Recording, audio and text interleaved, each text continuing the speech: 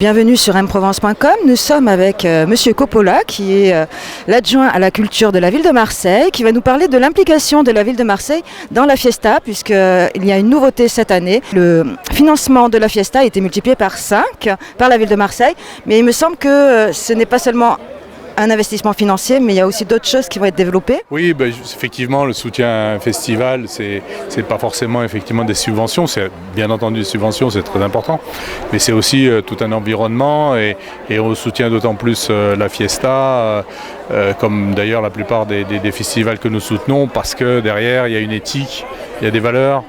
Il y a effectivement les questions d'environnement, de développement durable, il y a les questions aussi de diversité culturelle, il y a les questions d'égalité hommes-femmes, et puis il y a avec Ici c'est cool tout un dispositif aussi pour lutter contre le sexisme, le racisme, enfin toutes les discriminations, et ça c'est très important parce que si on veut justement mélanger des publics, permettre en même temps aussi que les festivals, comme la culture, soient des moyens d'épanouissement, il faut aussi veiller à ces valeurs-là.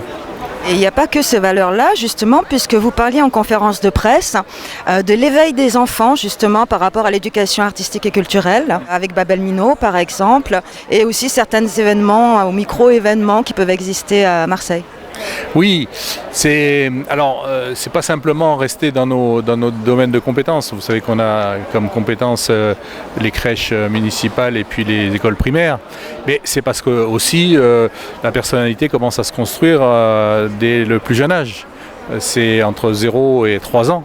Et donc comment on permet l'éveil des sens. Alors effectivement ça peut être les artistes qui viennent à l'école, mais moi ce qui m'importe surtout c'est la rencontre des enfants avec les œuvres, avec les arts, et comment ça permet l'éveil des sens, et donc l'ouverture à l'autre, l'ouverture à la diversité, et donc je tiens beaucoup à cela, et au-delà de ce qui est un petit peu institutionnel, le 100% éducation artistique et culturelle, nous on veut vraiment avoir des actions, puis on a la chance à Marseille d'avoir une diversité d'art, de culture, entre les musées, les festivals, la diversité des musiques, etc.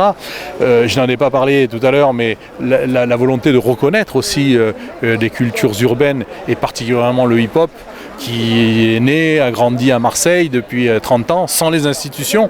Et nous, il ne s'agit pas ni de récupérer, ni de désinstrumentaliser, mais de reconnaître simplement. Reconnaître les talents, reconnaître ces émergences, et puis reconnaître en même temps ce qui est, j'allais dire, très prisé par la jeunesse du pays entier d'ailleurs.